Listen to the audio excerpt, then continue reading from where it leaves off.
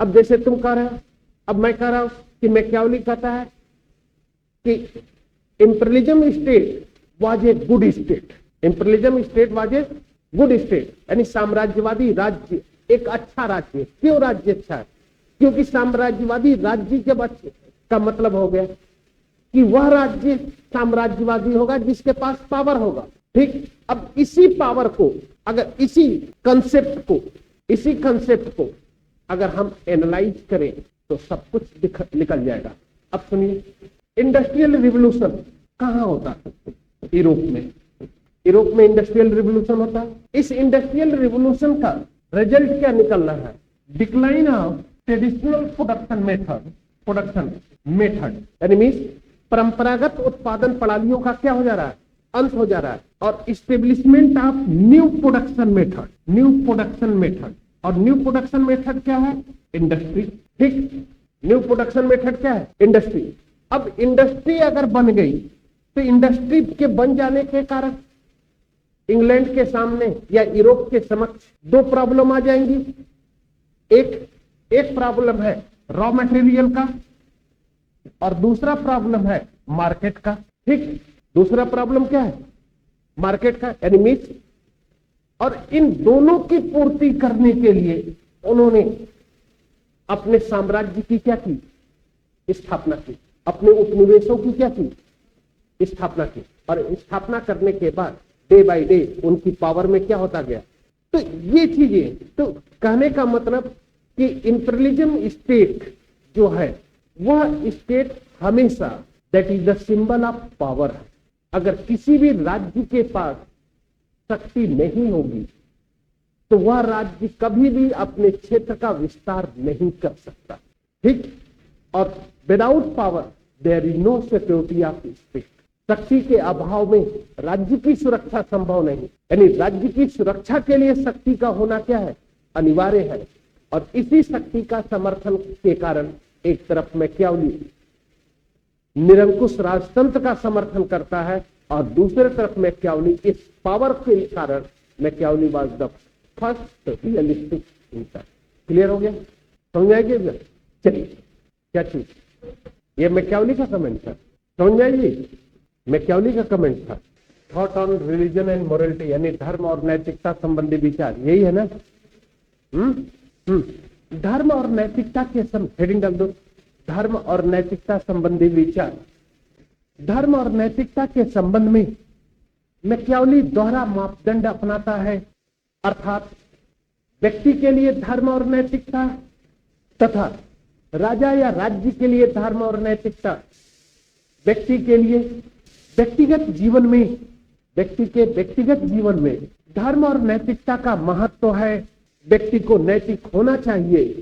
प्रजा के लिए एकमात्र नैतिकता यही है कि वह राजा की आज्ञा का पालन करे। राज्य की आज्ञा का पालन करना व्यक्ति का कर्तव्य एवं नैतिकता भी है। ठीक, मैंने क्या कहा कि व्यक्ति के लिए नैतिकता का प्रतिबंध लगा देता है, लेकिन राजा या राज्य के लिए को नैतिकता या धर्म के प्रतिबंधों से वह क्या कर देता है?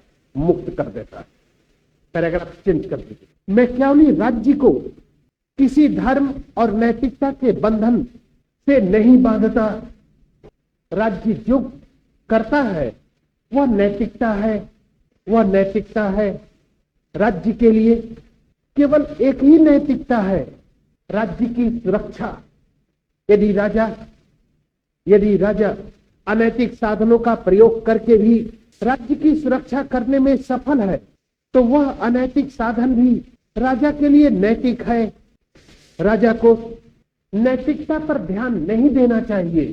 सच्चा शासक वही है जो शेर जैसा बहादुर और लोमड़ी जैसा चालाक हो। राजा को धर्म अधर्म, लोक परलोक, शत्रु और मित्र तथा अच्छा बुरा का दास नहीं होना चाहिए। ये वस्तुएं महत्वपूर्ण नहीं है जितना कि राज्य की सुरक्षा और कल्याण के मार्ग में नैतिक विचारों को बाधक नहीं होना चाहिए। पैराग्राफ चेंज कर दीजिए।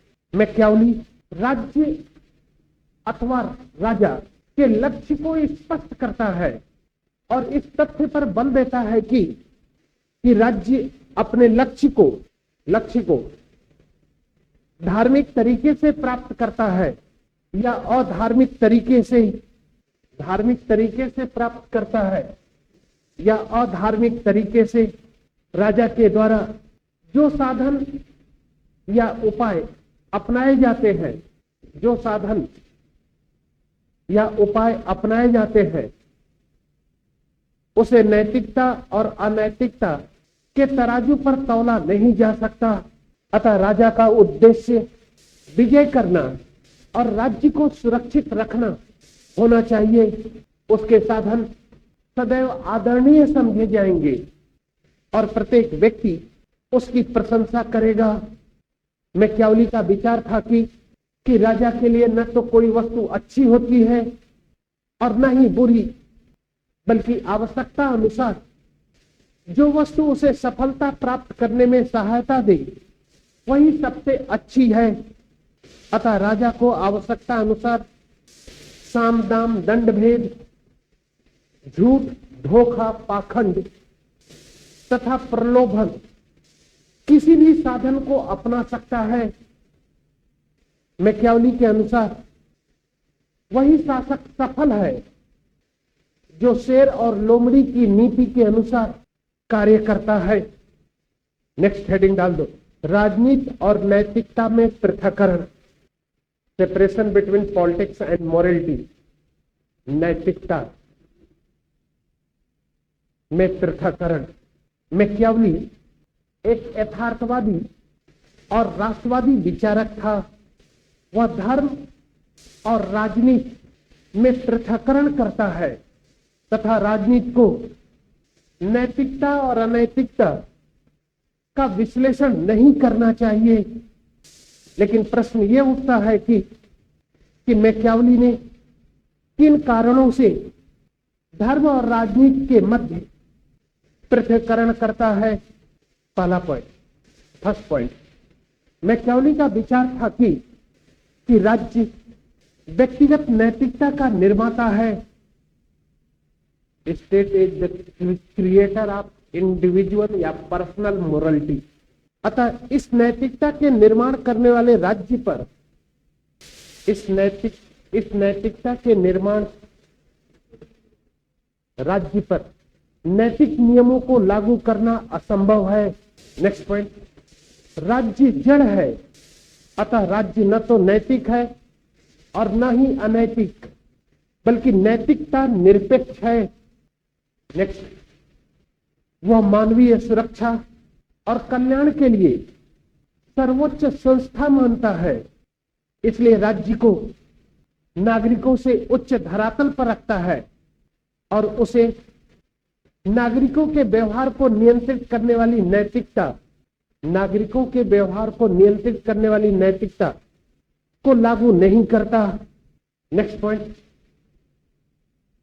राज्य में शांति और एकता की स्थापना के लिए मनुष्य के स्वार्थ और कुमनोवृत्तियों पर नियंत्रण रखना आवश्यक है। राज्य नैतिक साधनों का प्रयोग करके इस पर नियंत्रण नहीं रख सकता। इस पर नियंत्रण के लिए अनैतिक साधनों का होना उचित है। नेक्स्ट पॉइंट, मैकियावेली राज्य की सुरक्षा पर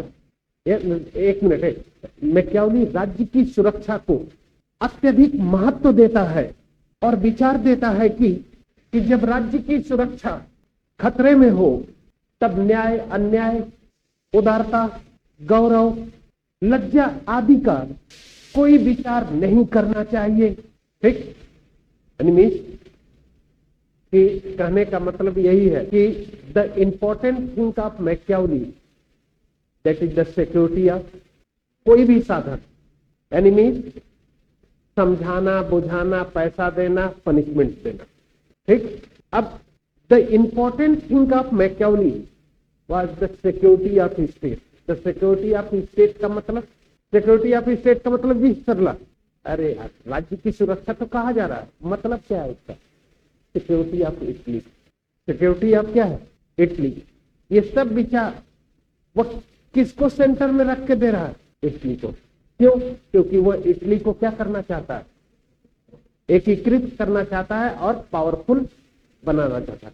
इसलिए कहा जाता है कि Machiavelli is the nationalist thinker, यानी Machiavelli is the nationalist thinker, यानी मैकियावेली एक राष्ट्रवादी, यानी कुछ कौन सा गैटल है, गैटल एक विचारक है जो ये कहते हैं कि मैकियावेली के ऊपर जितना इम्पैक्ट इटली का पड़ा उतना किसी भी राजनीतिक विचारक के ऊपर उसके देश काल का नहीं पड़ा। इसलिए डनिंग एक कमेंट कहता है कि मैकियावेली अपने युग का शिशु था। समझ रहे हो कि नहीं? मैकियावेली अपने युग का क्या था? शिशु था। इसका मतलब यह था कि मैकियावेली के ऊपर मैकियावेली अपने आप को इटली के रंग से अलग नहीं कर पाया। देन तब कहा जाता कि Machiavelli was the administrative thinker not political. Machiavelli एक प्रशासनिक विचारक दिखाई पड़ रहा है। क्यों?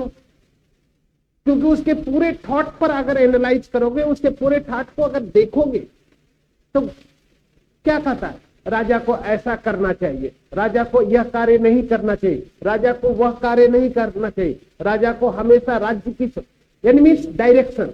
और ये काम भारत में कौन किया है? कौन किया जी सरला? कौटिल्य। इसलिए क्या कहा जाता है कि Chanakya is the Indian Machiavelli.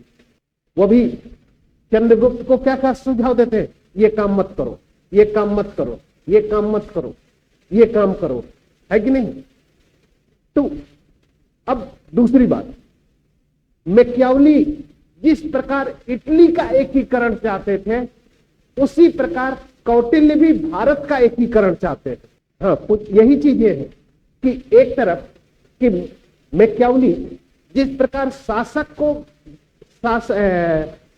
शासक को गाइडलाइन करता है, गाइड देता है कि यह कार्य करना चाहिए, यह कार्य नहीं करना चाहिए। आप पढ़ रहे हैं तो देख रहे हैं ना कि धर्म और नैतिकता का पालन नहीं करना चाहिए, मित्रों से कोई चीज नहीं करनी चाहिए, हमेशा उसे राज्य की सुरक्षा में। और मैकियावेली के लिए राजा की सुरक्षा के लिए केवल एक ही नैतिकता है कि वह राज्य की सुरक्षा करे। कौटिल्य भी यही करते हैं। ठीक, मैकियावेली के समय भी इटली कई भागों में विभक्त था, तो चाणक्य के समय भी भारत कई टुकड़ों में क्या था? विभक्त था। तो ये भारतीय साम्राज्य की सुरक्षा करना। दूसरी बात कि कौटिल्य भी राज्य को शक्तिशाली बनाने के लिए साम दाम दंड भेद की नीति का अनुसरण करते हैं, तो ये भी करते हैं।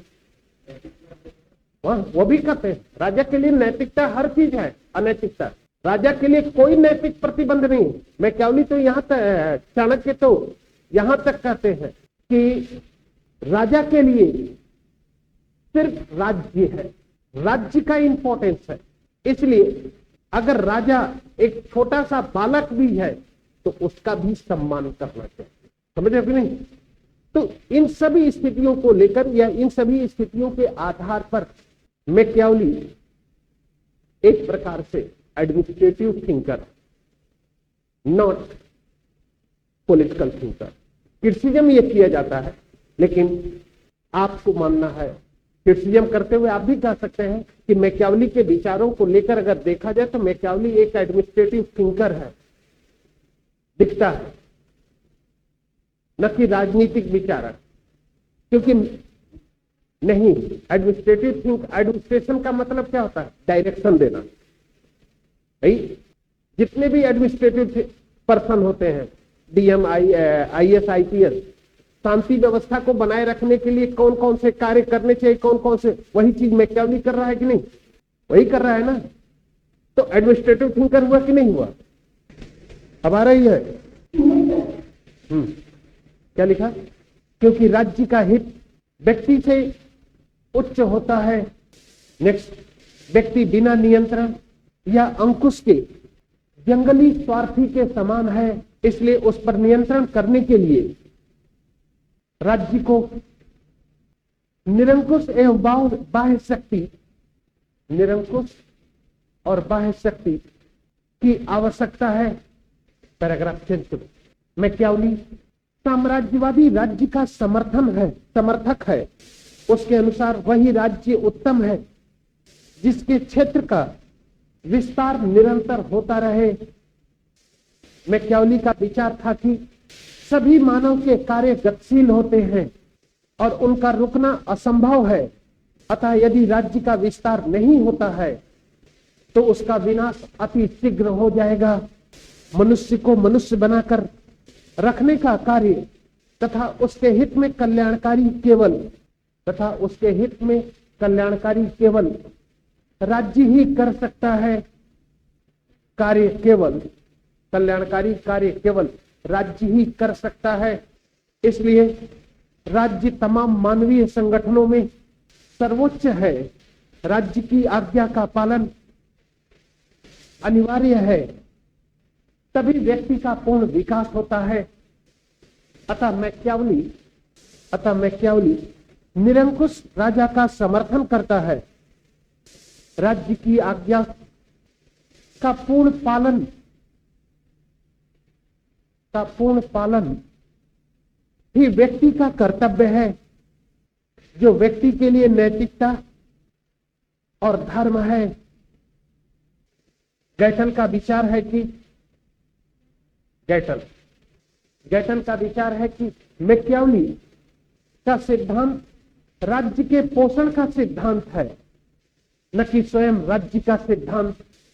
ठीक, पैराग्राफ चेंज कर दीजिए, हेडिंग डाल के छोड़ दीजिए आदर्श शासक।